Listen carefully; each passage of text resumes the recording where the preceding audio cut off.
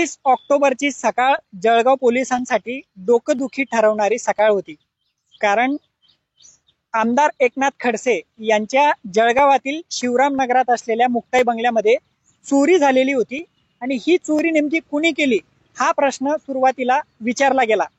त्यानंतर दिवसभरात पोलिसांनी जो काही प्राथमिक तपास केला, या तपासामध्ये खडसेंच्या बंगल्यामधून काय काय मौल्यवान वस्तू चोरीला गेल्या आहेत याची लिस्ट समोर आली आणि त्याच्यामध्ये खडसेंवर प्रेम करणारे जे काही त्यांचे कार्यकर्ते असतील, राजकीय पदाधिकारी असतील, यांच्याकडून ज्या भेट स्वरूपात मिळणारी जे वस्तू आहेत या वस्तू प्रामुख्याने त्यात चोरीला गेलेल्या होत्या।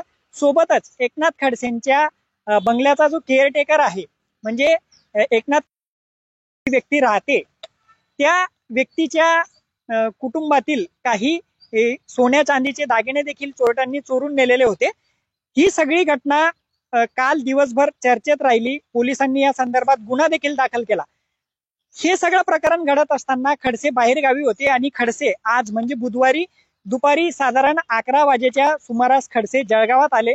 त्यांनी आपल्या मुक्ताई बंगल्यामध्ये चोरी झालेल्या संपूर्ण रूमची पाहणी केली आणि ती पाहणी केल्यानंतर ज्यावेळेस पत्रकार खडसेंना भेटले, त्यांनी या चोरीच्या घटनेसंदर्भात खडसेंना विचारणा केली। त्यावेळेस खडसेंनी धक्कादायक गौप्यस्फोट जे आहेत ते केलेले आहेत। घरामध्ये काही सोने चांदीच्या वस्तू चोरीला तर गेलेल्या आहेतच, पण माझ्या घरातून काही सीडी, पेन ड्राईव्ह आणि महत्वाची कागदपत्र देखील चोरीला गेल्याचं खडसेंचं म्हणणं आहे। आता ही माहिती सांगत असताना खडसेंनी एक महत्वाचा अंगुली निर्देश जो केला, तो अंगुली निर्देश म्हणजे माझ्याकडे ज्या काही मोठ्या प्रकरणांची, गैरव्यवहाराच्या प्रकरणांची महत्वाची कागदपत्र होती, काही लोकांच्या महत्वपूर्ण सीड्या होत्या, त्यामध्ये अनेक असे व्हिडिओ त्या सीडीज मध्ये असतील, परंतु हे सांगत असताना खडसेंनी कोणाचंही नाव घेतलेलं नाहीये। त्यामुळे गेल्या अनेक दिवसांपासून जे जळगाव जिल्ह्यातलं सीडी पुराण शांत झालेलं होतं, ते खडसेंच्या पत्रकार परिषदेनंतर पुन्हा एकदा आता चव्हाट्यावर येताना दिसतंय। आणि नेमका खडसेंनी कुणाकडे अंगुली निर्देश केलेला आहे ही देखील उत्सुकता त्यांनी यावेळेस ताणून धरलेली आहे। म्हणजे ज्या वेळेस खडसे एखादा आरोप करतात किंवा एखादा प्रकरण ते समोर आणतात, त्या प्रकरणाविषयी ते थेट भाष्य करत नाहीत। उत्सुकता जी आहे त्या प्रकरणामधली ते ताणून धरतात। ही त्यांची एखादं प्रकरण मांडण्याची हातोटी आहे आणि अगदी त्याच पद्धतीने त्यांनी हे प्रकरण देखील समोर आणलेलं आहे। आता खडसेंच्या म्हणण्यानुसार त्यांच्या घरातून काही महत्वाची कागदपत्र, सीडी आणि पेनड्राईव्ह जे चोरीला गेल्याचा दावा ते करतायत, त्याच्यामध्ये खडसेंचं म्हणणं असं देखील आहे की ते काही कागदपत्र जी आहेत ती बिल्डरशी संबंधित होती, काही बड्या नेत्यांना अडचणीत आणू शकणारी ती कागदपत्र होती। मी त्यांचा अभ्यास करत होतो आणि हा अभ्यास सुरू असताना चोरट्यांनी ही कागदपत्र चोरून नेलेली आहेत। म्हणजे एकीकडे बंगल्यामध्ये चोरी करताना चोरट्यांचा उद्देश जर मौल्यवान वस्तू चोरून नेण्याचा असेल, तर ही महत्वाची कागदपत्र किंवा सीडी, पेनड्राईव्ह या वस्तू त्यांनी का चोरून न्याव्यात हा खडसेंचा प्रश्न आहे। आता पोलिसांसमोर या चोरीचा उलगडा करण्यासोबतच चोरट्यांनी ही कागदपत्र असतील, पेनड्राईव्ह असतील, यांची चोरी का केलेली आहे याचा देखील पोलिसांना तपास आणि खुलासा करावा लागणार आहे। येणाऱ्या काळामध्ये हे सगळं प्रकरण पुढे कोणत्या दिशेने जातं हे पाहणं तितकंच महत्वाचं असणार आहे। पण आज ज्या अर्थाने खडसेंनी हा जो दावा केलेला आहे की माझ्याकडे काही सीडी होत्या, महत्वाची कागदपत्र होती, ते चोरीला गेलेले आहेत, जर आपण एकूणच जळगाव जिल्ह्याचं राजकारण आणि खडसेंच्या भूमिकेविषयीचा इतिहास जर थोडा चाचपडून पाहिला, तर 2016 मध्ये ज्यावेळेस युतीचं सरकार राज्यामध्ये होतं आणि खडसे 12 खात्याचे मंत्री होते, परंतु ज्यावेळेस त्यांनी मुख्यमंत्री पदाची मनीषा बोलून दाखवली होती आणि त्यानंतर सातत्याने त्यांच्या अडचणी वाढल्याचं राजकीय वर्तुळामध्ये बोललं जातं। म्हणजे 2016 मध्ये ज्यावेळेस खडसेंनी कथित भोसरी प्रकरण चर्चेत आल्यानंतर त्यांनी आपल्या 12 खात्यांचा राजीनामा दिला। नंतर 2016 ते 2019 म्हणजे साधारण 2.5 वर्षांचा तो काळ होता। हा काळ खडसेंनी प्रचंड आरोप त्या काळात भाजपवर केले। तत्कालीन मुख्यमंत्री देवेंद्र फडणवीस असतील, गिरीश महाजन असतील, यांच्यावर खडसे सातत्याने टीका करत होते। परंतु ज्यावेळेस 2019च्या विधानसभा निवडणुकीमध्ये खडसेंच्या कन्या रोहिणी खडसेंचा पराभव झाला, त्यानंतर राज्यामध्ये सत्तांतर झालं, युतीचं सरकार जाऊन महाविकास आघाडीचं सरकार सत्तेत आलं। नंतर 2020 मध्ये खडसेंनी भाजपला सोडचिठ्ठी दिली आणि राष्ट्रवादी काँग्रेसमध्ये त्यांनी प्रवेश केला होता। नंतर 2.5 वर्ष त्या संपूर्ण महाविकास आघाडी सरकार सत्तेमध्ये राहिलं, नंतरच्या काळामध्ये खडसे महाविकास आघाडी सरकारमध्ये मंत्री होतील अशी शक्यता असतानाच राज्यात सत्तांतर झालं आणि महायुतीचं सरकार त्या ठिकाणी आलं।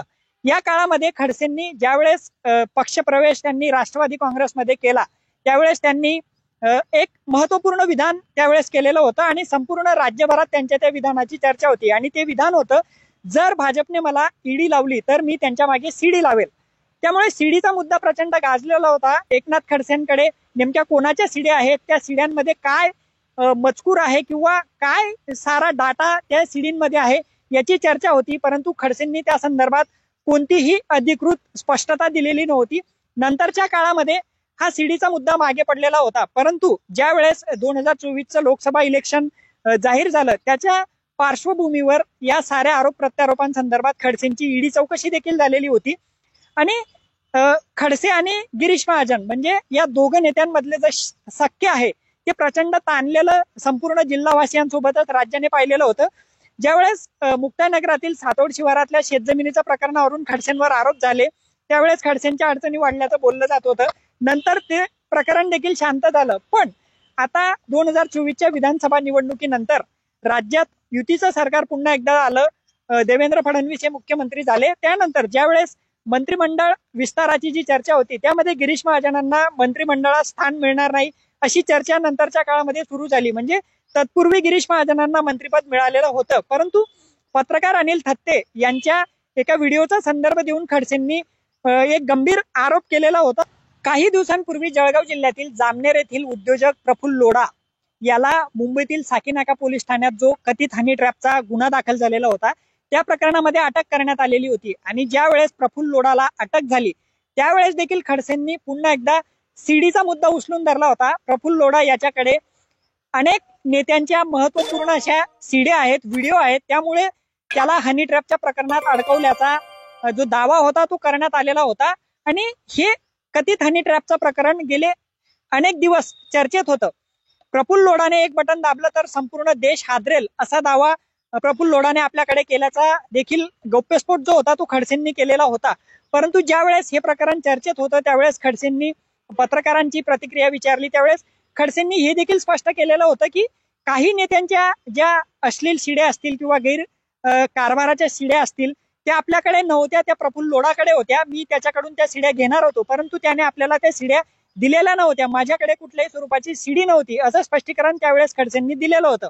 आता एकूण ही पार्श्वभूमी असताना खडसेंच्या बंगल्यात जी चोरी झालेली आहे त्याच्यामध्ये जे काही पेन ड्राईव्ह, सीडीज आणि कागदपत्र चोरीला गेल्याचा जो दावा खडसेंनी केलाय त्यामुळे त्या प्रकरणा व्यतिरिक्त दुसऱ्या अजून कोणत्या सीड्या किंवा पेन ड्राईव्ह, कागदपत्र खडसेंकडे होते का हा देखील प्रश्न या साऱ्या प्रकरणानंतर उपस्थित होतोय।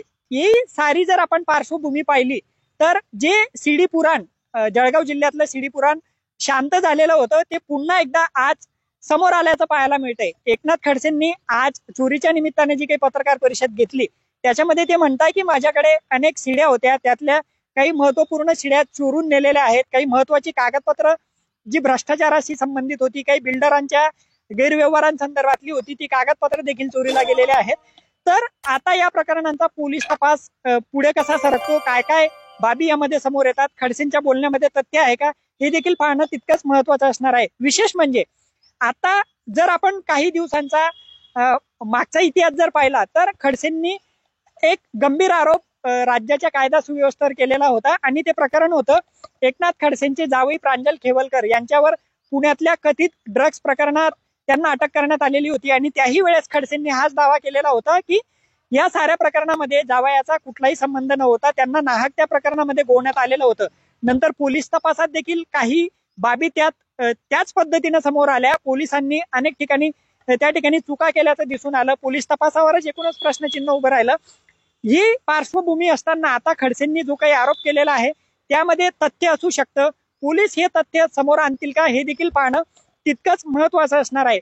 सगळ्यात महत्वाची बाब म्हणजे आज खडसेंनी पत्रकार परिषदेमध्ये हे देखील सांगितलं की ज्या पद्धतीने चोरट्यांनी माझ्या घरामध्ये चोरी केलेली आहे आणि ज्या पद्धतीने चोरट्यांनी काही महत्वाची कागदपत्र असतील म्हणजे जी कमी महत्वाची कागदपत्र होती ती खडसेंच्या बंगल्याच्या पहिल्या मजल्यावर होती आणि खडसेंचे जे वरची बेडरूम आहेत त्या बेडरूम मध्ये महत्वाच्या प्रकरणांची कागदपत्र होती, म्हणजे ती महत्वाची कागदपत्र होती, काही माहितीच्या अधिकारामध्ये त्यांनी मागवलेली होती. तर बरोबर त्याच रूम मधली कागदपत्र पेनड्राईव्ह सीडी चोरीला गेलेल्या आहेत. त्यामुळे खडसेंच्या परिचयातील किंवा जवळच्याच व्यक्तीने ही सारी चोरी घडवलेली आहे का, हा देखील प्रश्न या निमित्ताने उपस्थित होतोय.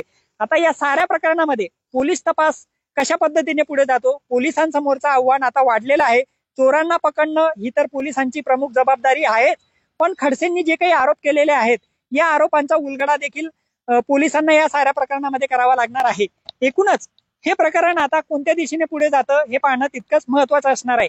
तुर्तास या साऱ्या प्रकरणामध्ये एक गोष्ट पुन्हा एकदा या निमित्ताने समोर येते आहे, ती म्हणजे 2020 मध्ये ज्यावेळेस खडसेंनी राष्ट्रवादीमध्ये प्रवेश केला त्यावेळेस त्यांनी जी गुगली टाकलेली होती सीडीची, सीडी प्रकरण जे काही दिवस चर्चेत राहिलं, नंतर अनेक वर्ष ते शांत राहिलं.